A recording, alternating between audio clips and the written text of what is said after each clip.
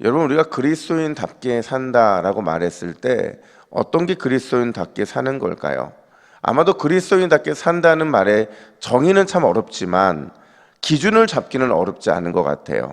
그 기준을 잡는다는 게 뭐냐면, 우리가 그리스도인답게 살아갈 때 선을 긋는 삶들을, 그러니까 경계선을 긋는 삶들을 잘해야 된다는 겁니다.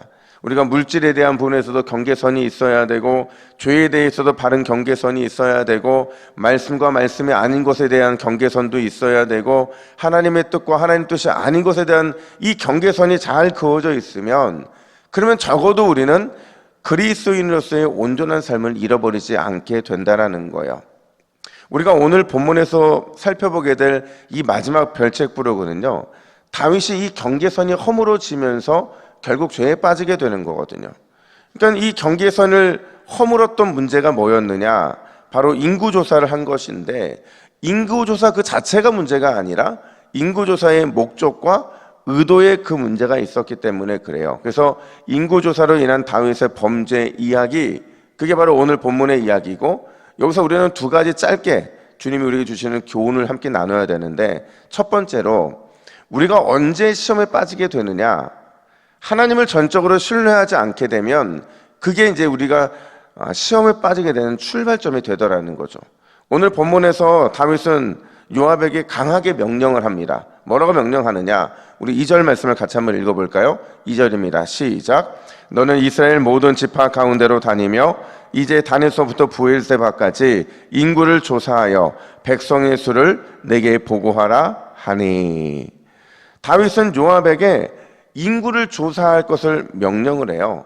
많은 분들이 뭐 인구 조사가 뭐가 그리 대단히 잘못한 것일까라고 생각할 수 있지만, 이게 고대 사회에서는요, 왜 인구 조사를 하느냐? 세금을 좀 징수하기 위해서, 아니면 군대를 편성하기 위해서 한다는 거죠. 근데 세금도 또 군대 편성도 누구의 힘을 강화시키기 위해 하는 거냐? 왕의 권위, 그러니까 왕권이죠. 왕권을 강화하기 위해서, 그러니까 이 일과 직결되어 있기 때문에, 그래서 고대 사회에서는 참 많은 인구조사를 했다고 알려져 있어요. 근데 이스라엘은 좀 다르잖아요. 이스라엘의 경우는 달랐다는 거죠. 세상 모든 나라들은 인구조사를 통해 왕권을 강화할 수 있지만, 이스라엘은 절대로 인구조사해서 왕권을 강화할 이유가 없는 나라예요. 왜 그렇습니까? 이스라엘의 실제적인 왕이 누구이기 때문에 그래요? 하나님이기 때문에 그런 거죠. 따라서 하나님을 믿고 의뢰하면, 특별히 왕이 하나님 앞에 자신의 모든 걸 맡기고 의탁하면, 그게 전쟁이면 전쟁이듯, 그게 왕국의 번영이면 번영이듯, 그 무엇이든 상관없이 반드시 승리의 길이고 부강한 길로 인도하시기 때문에 그렇다는 겁니다.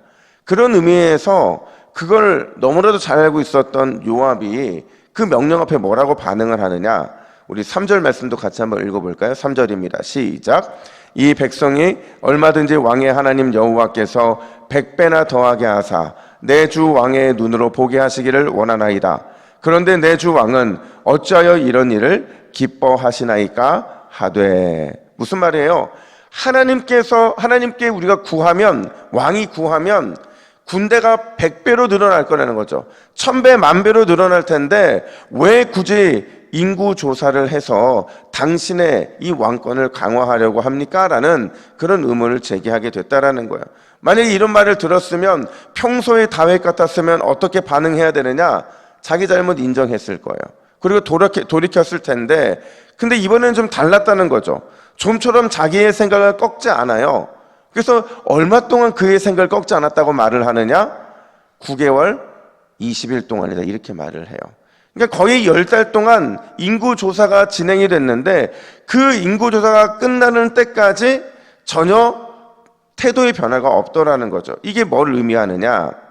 결국에는요, 다윗이 하나님에 대한 전적인 신뢰를 어느 순간 잃어버렸기 때문이라는 거예요. 여러분 잘 보세요. 제가 아까 의도와 목적을 말씀을 드렸는데, 지금까지 다윗이 그의 인생에서 하나님을 전적으로 신뢰할 때, 그때 그가 보였던 태도가 어떤 태도인 줄 아세요? 그죠, 기도했죠.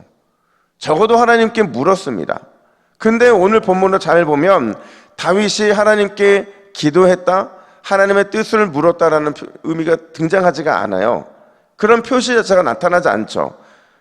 결국에는 무슨 말이냐? 다윗이 하나님에 대한 전적인 신뢰를 잃어버리고 그 결과 그 역시도 시험에 빠져서 자기 힘을 의지하고자 했던 모습이 드러나게 됐다는 거예요. 사랑하는 여러분, 그 위대한 다윗도 그 하나님에 대한 전적인 신뢰에서 순간 무너짐을 경험했다고 한다면 우리는 얼마나 많은 무너짐과 얼마나 더 쉽게 하나님을 신뢰하는 일에서 실패할 수 있겠습니까? 따라서 오늘 우리가 구해야 될 건 뭐냐? 바로 이거죠. 우리 마태복음 6장 13절 말씀을 같이 읽습니다. 시작. 시험에 들게 하지 마시옵고 다만 악에서 구하시옵소서. 아멘. 여러분, 오늘 이 새벽에 우리가 구해야 될 것은 오늘 하루 종일 시험에 들게 하지 마시고 우리가 시험에 들어 넘어지고 그 흔들렸을 때에 그 가운데서 우리를 구원해 달라고 기도하는 것, 그게 바로 우리의 오늘 기도 제목이 되어야 될 줄로 믿습니다. 오늘도 깨어 기도함으로 하나님의 신뢰 싸움에서 패배하는 인생이 아니라 날마다 악에서 구원하시는 하나님 경험하시기를 예수님의 이름으로 축복합니다. 뿐만 아니라 두 번째로, 사람이잖아요. 연약하잖아요. 넘어질 수 있어요. 실수할 수 있어요. 만약에 넘어지고 실수했다면 가장 중요한 건 타이밍이에요. 즉시 엎드려야 한다는 거죠.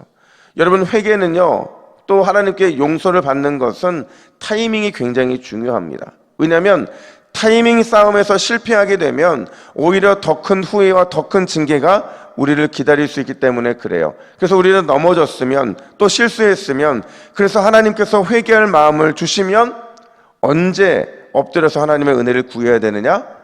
즉시 해야 한다는 거예요. 앞서도 말씀드렸지만 다윗에게는 회개의 기회가 있었어요. 얼마 동안이요?